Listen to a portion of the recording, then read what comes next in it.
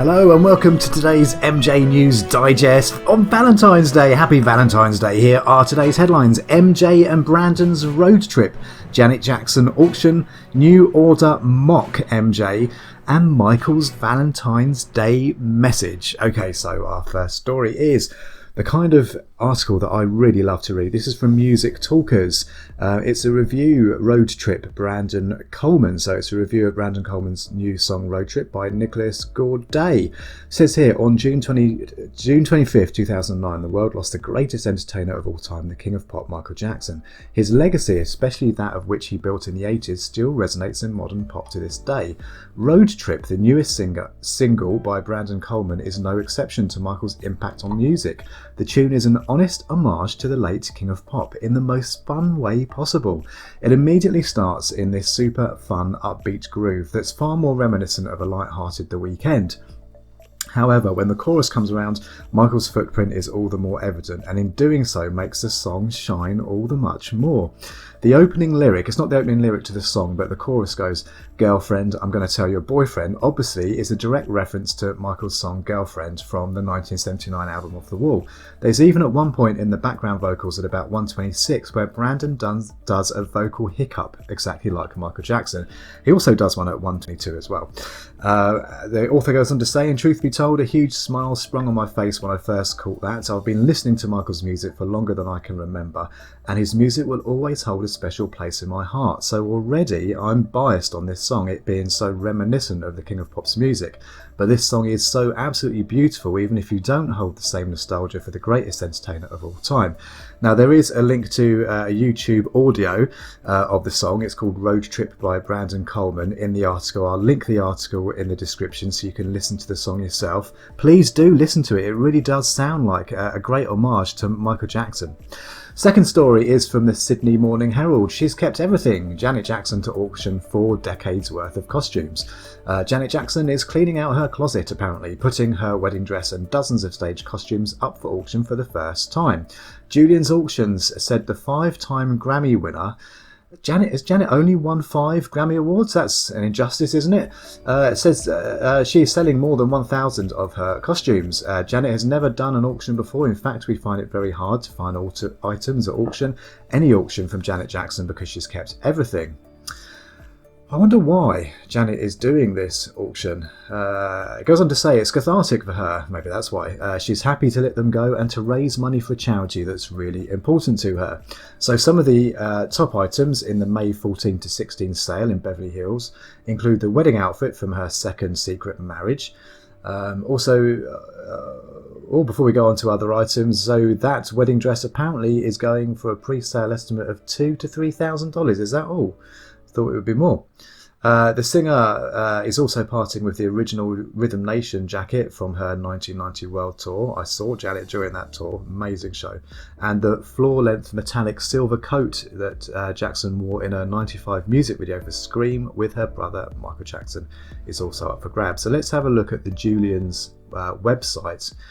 Before we do that, it's saying that the most famous outfit is from Super Bowl. Of course, that isn't Janet's most famous outfit, but that outfit is not included. So why even put that in this auction, in this article? Silly. Okay, let's have a look at the actual Julian's website and see what if they shed any more light on the kind of items that are going to be sold. And so part of the proceeds of the sale are going to the Christian Child sponsorship group Compassion International. But Janet's also given 100% of sales of a limited edition 3-volume set of auction catalogues, which we're going to have a look at in a moment. So this is the Julian's Auctions site. It doesn't list... It lists some of the items that are for sale. It doesn't show any photos of the items at the moment. The auction doesn't go on public exhibition until, I think it's May the 10th. And the actual auction itself is live on Friday, May the 14th, Saturday, May the 15th, and Sunday, May the 16th. And yeah, it is one of the first, I think it's the first time Janet has actually put all of her, not all of her, but a lot of her possessions and costumes and memorabilia, etc. up for auction. So it isn't just costumes. It does say here in this article it's costumes from music videos, concert tours, red carpet events, appearances, etc. It's also accessories and other items. And over 1,000 items. A portion of the proceeds will go to the benefit the Compassion International Global Child Advocacy Ministry that partners with churches around the world, but also 100% of the sale of the $800 catalogue collection will go to the charity as well. So let's have a look at these. There's 2 exclusive limited edition box sets that include the catalogues. The first one is the collector's edition. It's $200 for the 3 auction catalogues. I mean, they look like Julian's always do really great catalogues, but you get them in this really nice box. I think it looks great. If you're a Janet Jackson fan, it's probably well worth getting. It doesn't say if any proceeds of this $200 one go to the charity, but certainly the $800 one you'll see in a moment. But I appreciate the aesthetics of this box set. I think it looks really nice, and of course it will hold these catalogues, and I guess it's a momentum of the actual auction itself. So here is the $800 version. It's the signature edition. So again, you get the 3 catalogues. You also get a personally signed and numbered certificate by Janet in a slightly different box, but it looks equally as nice. So let's have a quick look. There it is.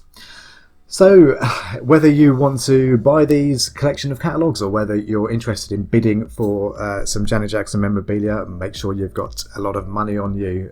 The auction starts May 14th, 15th and 16th. Okay, so on to another story. I was really pissed off with this, to be honest. This is from Far Out. This says 6 definitive songs, the ultimate beginner's guide to Peter Hook. So who is Peter Hook? Peter Hook is a member of Joy Division, and I think he was a member of New Order. And in this article, it talks about a New Order song that a lot of you are familiar with, called True Faith. If you hear the intro to that song, you'll probably remember it. It was really popular in the late 80s, and it's still played a lot. One of my favourite songs, actually, until I read this article. So basically it says here that during a live performance of the song, the lead singer, Bernard Sumner, changed the lyrics, and he inserted a line where he sang, "When I was a very small boy, Michael Jackson played with me. Now that we've grown up together, he's playing with my Willie." This was during a 1993 live performance at Reading, obviously referencing the sexual abuse allegations against Jackson. So this is really disappointing, because I do like that song, or I liked that song. Disappointing that the group mocked and took the piss out of Michael Jackson and out of that horrendous situation, but also that they're making light of child sex abuse. Absolutely disgusting.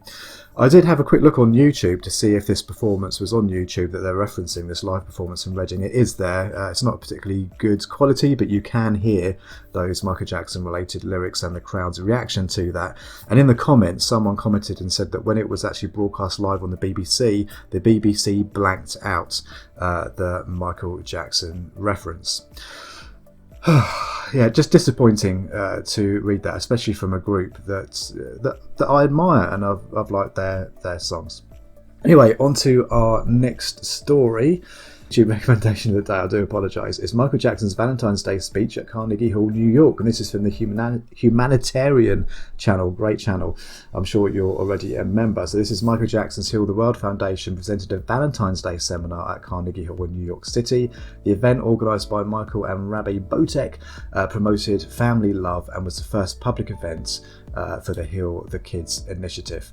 Obviously, I'll play a little bit of this, and I will link the full video in the description. So let's unmute that and give it a quick play. Happy Valentine's Day, everyone.